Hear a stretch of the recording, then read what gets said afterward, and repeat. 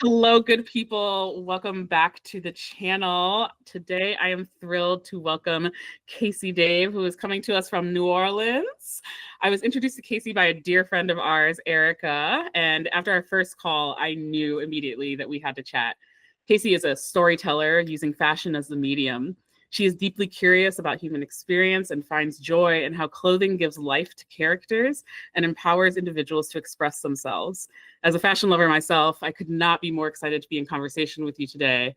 So I would love to have us start with you telling us a little bit about yourself and your background. Hello, thank you for having me, Ella. I'm really excited to connect with you. I'm from New Orleans, Louisiana, born and raised. I've lived on the East Coast. I lived in New York. I've lived in DC.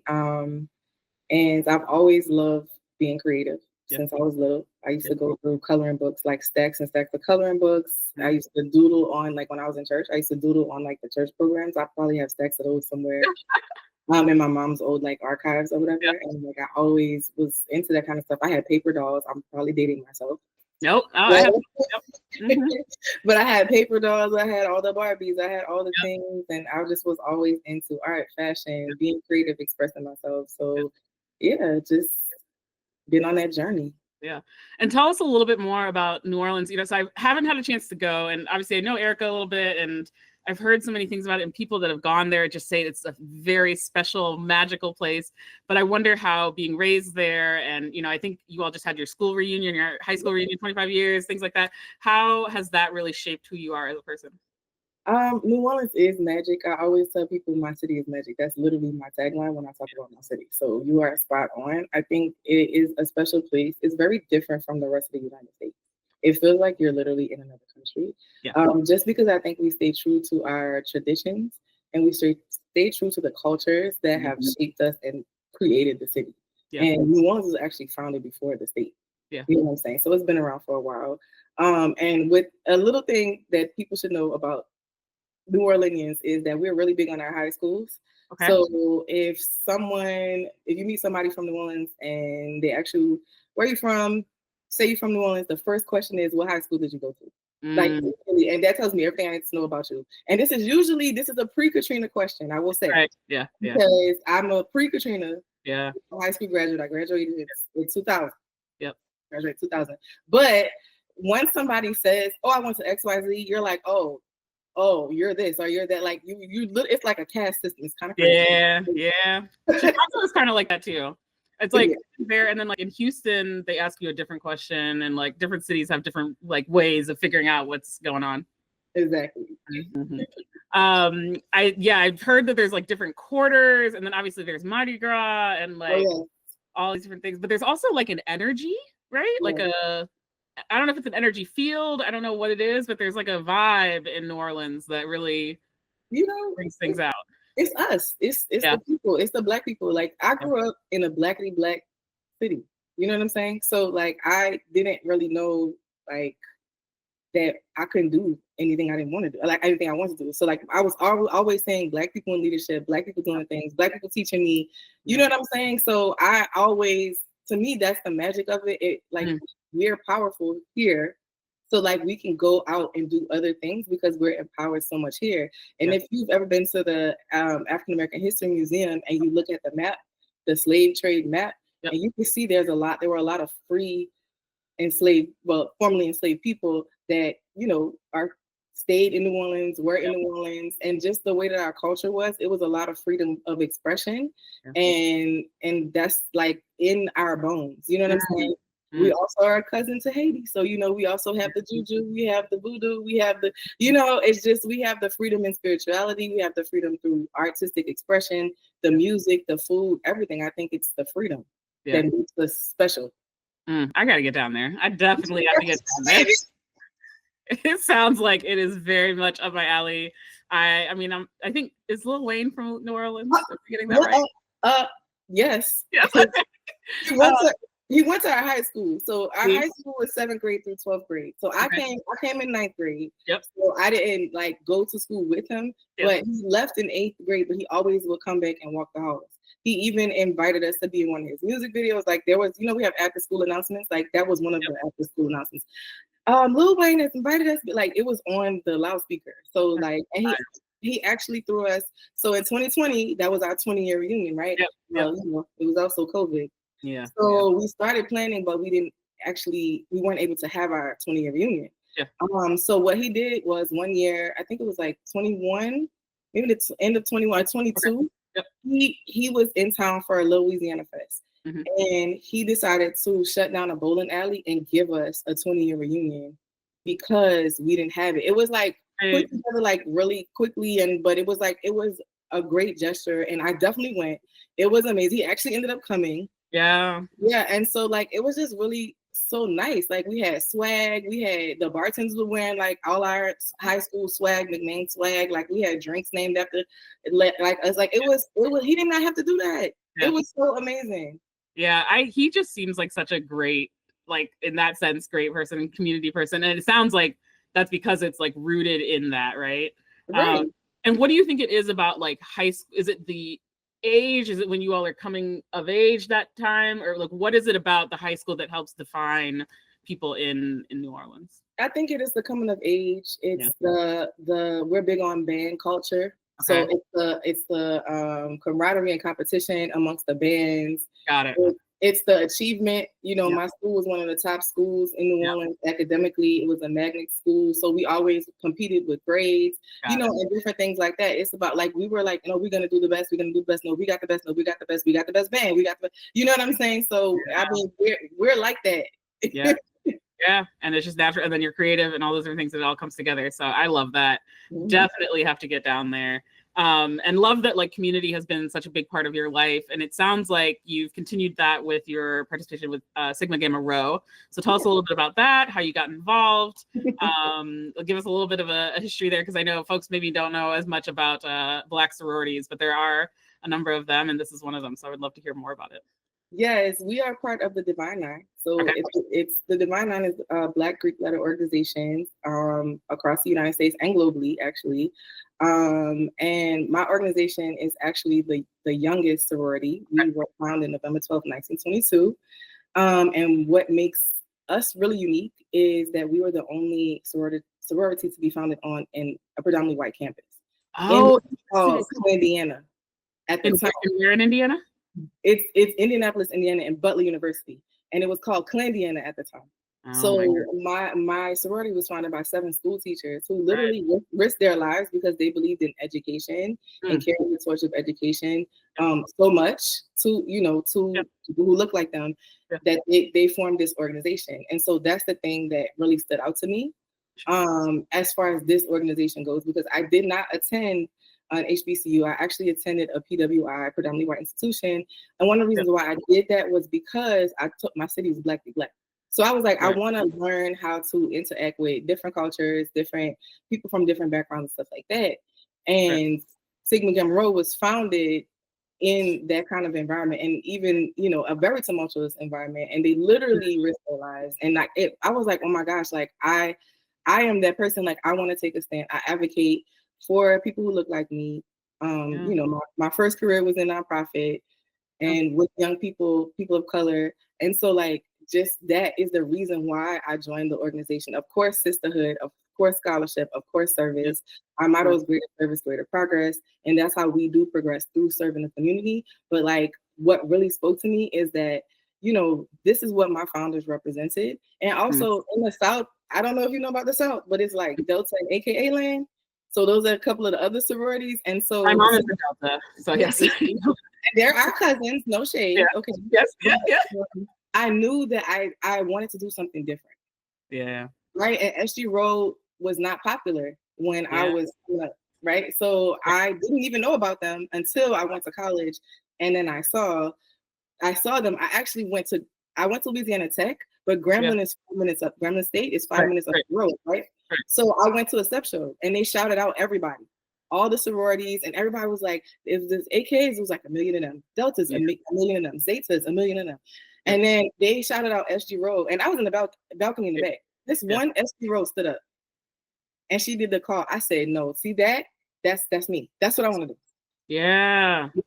I'm trying to think. So you all are blue and gold. Is that the colors? Yep. Yep, blue and I gold. feel like we had one on my campus. I went to school in California. I went to the University of Redlands. Oh, Small. No, yeah, maybe. yeah. No, You do have.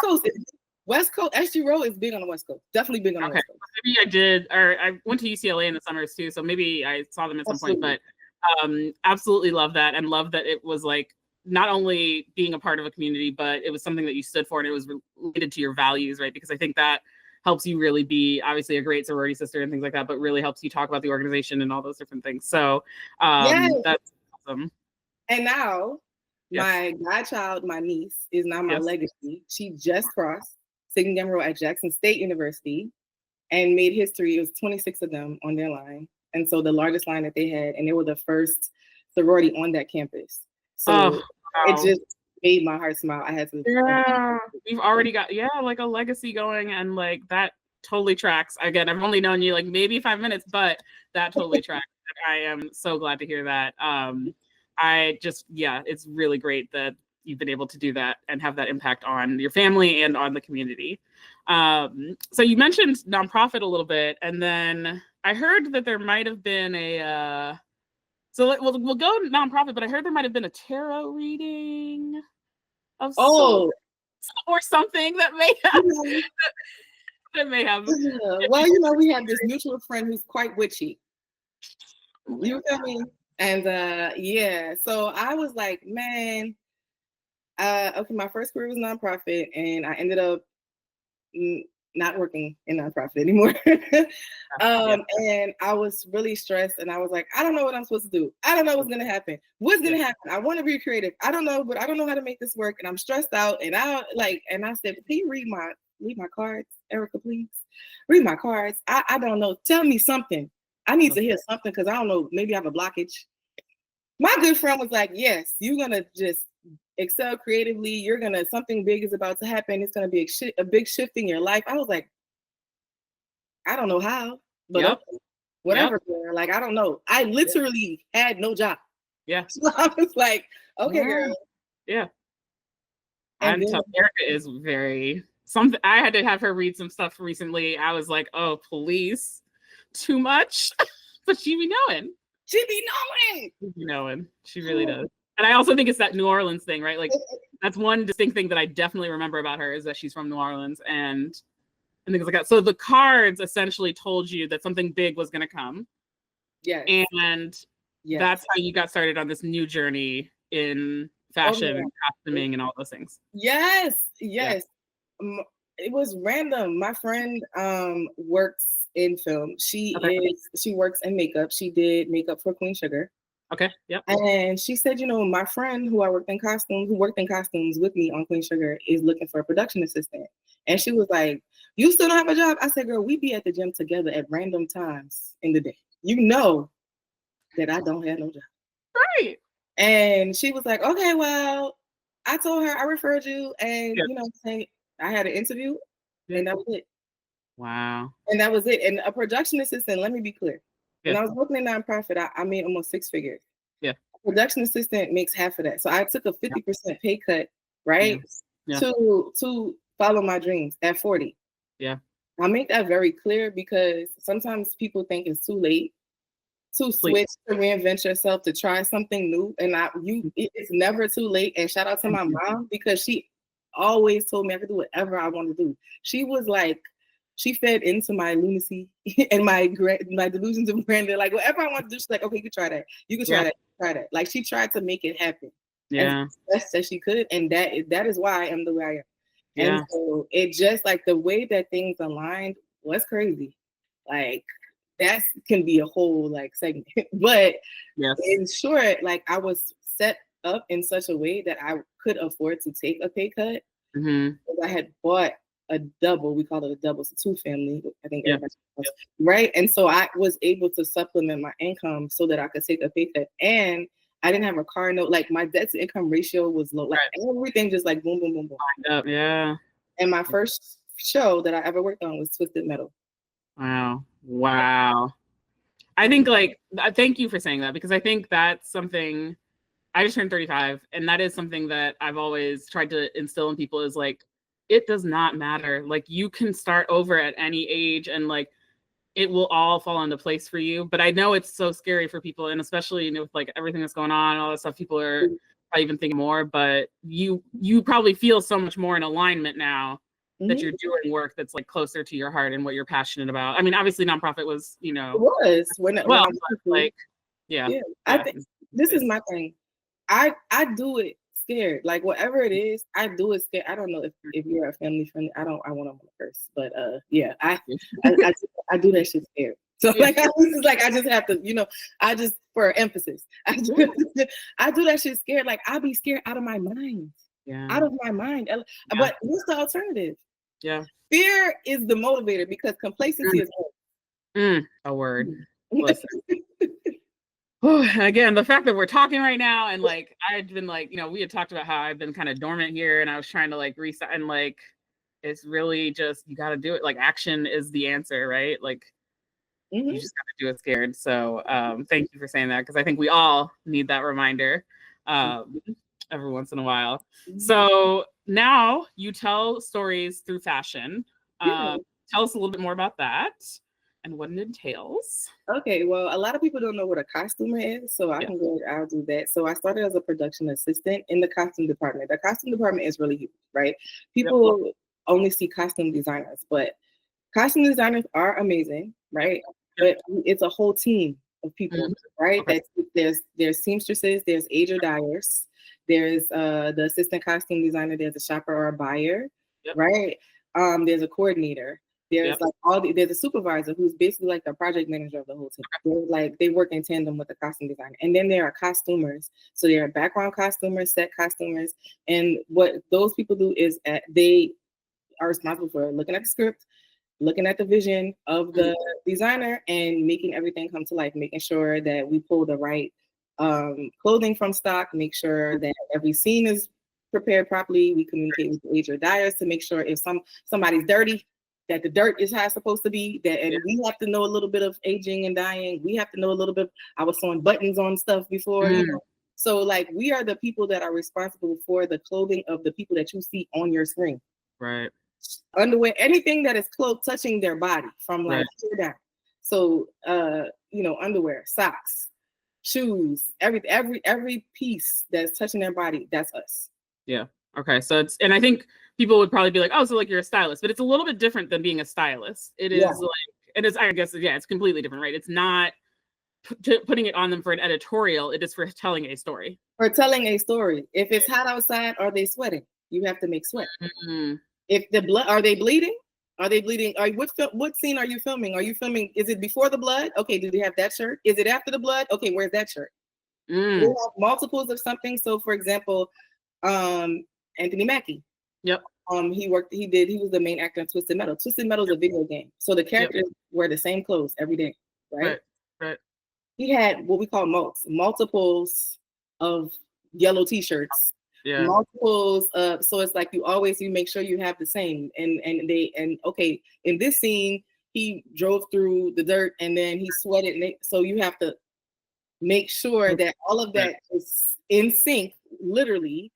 And we use a program called Sync on Set to upload pictures and images that are coordinated with the scenes. So let's say we're working on the same project, and we're costumers. If I have to miss a day and you're coming in to day play for me, right? You're not a full time. You're coming in to take over for me. You can look at, okay, this is what he wore yesterday. These are the pictures, and this is what he has to wear today, so forth and so on. So it's real time adjustments that you have to make. Also style, which is, again, it's different. It's similar, but it's very different. It's a whole lot of things that you have to think about, a lot more moving pieces that you have to think about as a costumer, or different things that you have to think about as a costumer. Yeah, that totally makes sense. I mean, I think I was watching Severance most recently, and obviously they don't film shows necessarily in chronological order all the time either, right? So sometimes you're filming like a certain section, you might be filming this finale, and then you got to go backwards, right? Things like that. So it really, you're breaking it down for me, and I'm like, okay, that makes sense. Like they need to be able to pivot at any point, and also be able to continue to tell the story, even if they pivot really quickly to go this way, and they're actually sweaty, and they're actually doing this and things. So fascinating. It must be so exciting every day. Do you have a favorite story that you've told so far with the work you've done? Ooh, I've never had that. Let me see. I don't know. Yeah. Let me see. I'm trying to think of like the things that I've Mhm. worked on. Well, you know what? I'll tell you. It's not necessarily a story, but it's an anomaly. Yeah. So like I said, the first show that I worked on was Twisted Metal. Yep. So an anomaly in film is there's not a lot of us, Yeah. Listen. especially in costume, right? My first, and this is how I know that I was where I was supposed to be. Yeah. First show was almost so many Black women in Mhm. costumes, and they kept saying this is not normal, this is not normal. But I got to be on that show. Yeah. So the designer she was not Black, but she's definitely an ally. Oh, like really dope from Yeah. New York, like doesn't play about like advocating all of that. Yep. Then the assistant costume designer, a Black woman. Yep. The supervisor, a Black woman. The key costumer, the one who brought me on, a Black woman. Shoppers, Black women. Coordinator, a Black woman. Wow. The production assistant, Black woman. It was so many Black women and other costumers on set, Black women. I've never, and that's who trained me. Yeah. That's who I learned from. They were the first people to teach me. Always gonna be there. Yes, and when I tell you, they did not play with me. Yeah. But I that is my favorite thing. Yeah. About entering this industry, how I feel like it was a covering. Yeah. And they were always and are still always rooting for me and mentioning my name in rooms. Mm. And I think like it ties into your Sigma Gamma Rho thing too, right? Like you are meant to be in these spaces because you're helping shift the narrative, but like you also have this community of Black women and people that are trying to support you with it and continuing to pull you along with them as you navigate it. But you're also leaving your own legacy. So I think like that parallel is like really nice that you've been able to do that in both spaces. You just gave me chills. I never even looked at it. Listen. I just thought I was like listening and I was like, wait, this sounds exactly like what happened in Sigma Gamma Rho too. Like you were meant to be there. You were meant to be a part of that organization. And now you're meant to be a part of this world and helping tell these stories. Because yeah, I mean, it's so important. One of the people I interviewed also was a woman named Janique Nicole, and she's a Black woman from the US and she lives in Japan now, but she worked on this very popular video game. And it was like, she made like the key song and all these different things, but it was such a impactful moment for her because she got to see her work out there in the world and be supported by other people with that. And it's just so we don't get that as much, you know. Yeah. Or if we do, I don't know, people try to knock us down or something like that. So I'm really glad that you mentioned that. I guess I heard that there might have been something again related with New Orleans that you were involved with that may have happened here in the sports arena. So I don't know if you want to tell us more about that. Yes. Yeah, so I was very fortunate enough to be one of the costumers who worked on the Super Bowl halftime show with Kendrick, Lamar, and Kendrick Lamar's dancers and stuff like that. So that was an amazing opportunity that came, and because one of the allies that worked on Twisted Metal mentioned my name. Had I not worked as a production assistant on Twisted Metal, I would not have gotten the opportunity to work on the Super Bowl. Yeah. So, and I think like that's the thing, right? Like you never know who's watching you and who's paying attention, and then when they're going to call up on you again, right? That's happened so many times in my life. Like you do have to pay attention to how you're acting in one thing because that is how people are going to remember you for another thing. Yeah.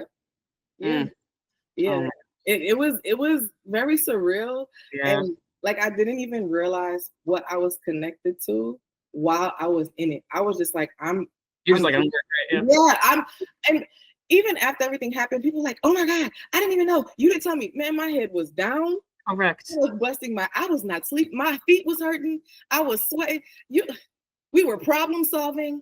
You know, it was 600 people involved in that show that we had to make sure everybody looked good. Like it was 13 of us. Okay, like I can't do that very well, but that's a lot of people per person. I'm saying like we had all the people in Black, right? That's 400. We had to fit almost 400 people over in like 48 hours. And in like for a 12-minute production, right? Yeah, it was like like 13 minutes and something seconds. Wow. Hey, I'm tripping, I'm sliding, I'm riding through the back like bro. Mustard on a beat, bro, deep, bro. Yeah, and then like we fit all the people in black, we fit them first, and then we also it was I think 11 to 13 of us from New Orleans, but then we also had Kendrick's team, and then we also had DPS, the production company that we worked for, and we all had to come together. The clothes had to come from LA for the background dancers, the wigs, the hair, the makeup, like all of these things that come together for 13 minutes is crazy. I've heard. It's really quite a production that they do for that short period of time. So were you on the field watching it too to make sure that things were flowing? Okay. Yes. I up until even like right before they went on, we were problem solving. So if you saw the red, white, and blue, right? The colors, white is white, right?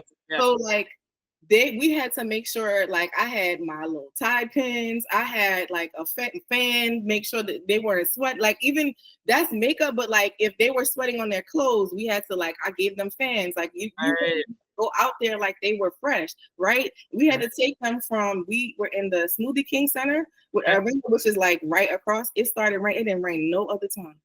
It started raining. We were trying to, like all of those things we had to troubleshoot. We had red Sharpie markers, blue Sharpie markers, because for the shoes to make sure in case any scuff marks, right? At the last minute, one of my coworkers, she was running around with the blue Sharpie.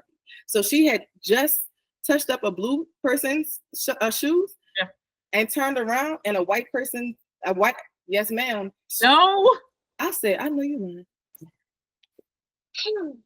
So we had to problem solve. I'm like, all right, we got this. And there was the white paint marker. Real quick.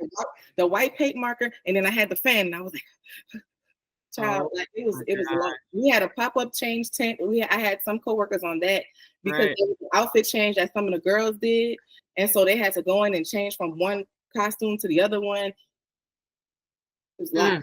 It was a lot. It was great, but it was just a lot. And just Aquarius and me loved it because it's like, I don't know what I'm gonna do next. I don't know what's gonna happen next. I love it. But it was the dancers were amazing. They were so sweet. They were so fun. Everybody that we worked with, like the team that we worked with, had a great attitude. Like everybody that participated in the show, it was great. It was great. I will say, it was a bit of a Wizard of Oz moment because it's like, oh, this is like, and then you get behind it, it's like, okay. Just know, I want everybody who watches this to know there is a lot that goes on behind the scenes. The finished product, and it is great, and we are proud. But just know that it is not just putting a item of clothing on a person, whether you're a stylist or a costumer or a costume designer. It is way more than that. And I don't think people understand it, right? So I'm glad you said that because I could imagine, and like, everybody was probably focused on, I think the jeans were really what people were focused on, but like, I think we, before when I sent you the questions, I was like, didn't Uniqlo do something with the clothes? And like, I think they sent them to you and things like that, but like all of that had to line up perfectly to show the choreography. Like you all had to pay attention to the choreography because you had to see how the clothes were going to flow and how they were going to fit and all those different things. So I think people really don't understand how much goes into costuming. The NFL does not play. We cannot leave. Nothing could be on the floor, like nothing. We had to troubleshoot issues with the shoes because we had to make sure they were painted a certain way. But then the way we were doing it, the first time didn't work, so we had to redo it. And like you cannot leave a piece of anything on the field at all. So even that kind of stuff, it's just. It really took my costuming to the next level. Like I've worked on really hard shows. Like the last show, I can't say the name of it because it's not out yet, but it is a show that will be on Netflix, and it is a military show. That is all I will say. Okay. And so I had to be very like I can shine a boot. I can blouse a pants. Okay, I can do that. Is very specific, but also like it was filming over time. This was. You have 13 minutes to make this amazing. Like you need to get tight. Like it was just like that's wild. I mean, it was funny, right? That the most intense one has been this 13-minute one, as opposed to the movies and the TV shows that you've worked on that are like months long, right? Right. Yeah, that's really interesting. I really want to shout out my team again, like the costumers that I worked with. I was literally the most junior person. Like I worked with someone who was the costume designer for like 6 seasons of The Walking Dead. You understand? Yep. These are the people that I worked with, and they're now like my friends. And they were amazing. I learned so much from them and made so many connections. It was insane. Shout out to the people around us, right? Like the ones that support us and all those different things. Like, so important. And yeah, I haven't watched The Walking Dead, but I know about the premise of that show, and that's a lot of costuming as well. Yeah. Like, all of the different aspects are really, the layers that you have to think about are really intense. So that's just wild. Is there a story that you want to tell with fashion moving forward? Is there like something you want to manifest, or maybe I don't know? So what I would love is to costume design. Yes. Ultimately, whether it's an episodic, I think would be great. A movie, a feature film would be great. Costume designing a Super Bowl halftime show would be amazing. Yeah. And also I have family that works in the industry. Okay. Yep. So I have a cousin that's a director. I have a brother that's a director and also a producer. And I have an aunt that's a writer. My dream is for us to work on and produce an award-winning body of work together. Yes. Right? Like that is like put it out there. Kidding me. So that is like the top. I'm on a costume design, and I want you got all the parts. Yeah. Y'all got all the parts already. That is amazing. Oh my gosh. I can't wait to see that. I have no doubt that it's going to happen. I am like now I'm like trying to think about how we can make this happen. I'm like, we need to call Issa. We need to do something like, because that would be incredible. I thank you so much for taking time out to speak with me today. I really learned a lot. And I think everybody else who listens will also have learned a lot. And I, again, cannot wait to see where you go. I will be looking for your name in the credits. I will be looking at all those different things. Yes. Like, I know people. I first of all, thank you so much. Yes. For allowing me to talk about what I love. Yes. And shout out to Erica for connecting us. Yes. And also, I would, if it's okay, like to mention my brand. It's called Black is My Superpower. Yes. And it's a shirt that I was wondering. Yeah. Yeah, it's Black is Equal. So it's part of my Black is My Superpower brand. That's something else that I'm working on rebranding this year, but I still do have some merch up. So if you go to my website, Creative Errors, we'll put it in the link in the bio. Yeah. Yes, it's everything is up there. It'll tell you about me, what I do, and then there's a link to the store. But yeah, like literally, it's Black is my superpower. Like it's really empowering, and I want like people who are Black to understand like it is not a deficit. It is not a handicap. It is literally our superpower. Our melanin is what makes us unique, and our history and our story is what drives us, and we drive the culture, and we are the culture. Yeah. I ain't got no follow-up. I believe it all wholeheartedly. I'm gonna go get some merch. I clearly, and I'm like, I'm gonna keep supporting from Chicago, and then I hope you come up to Chicago sometime soon. I know you know a couple folks up here, and Summertime Shy is crazy. I'm already talking about it, so yes, I'll be there. We'd love to see it. Yes, Summertime Shy is definitely where it's at. But yes, thank you again so much for taking the time, and we'll see you sooner than later.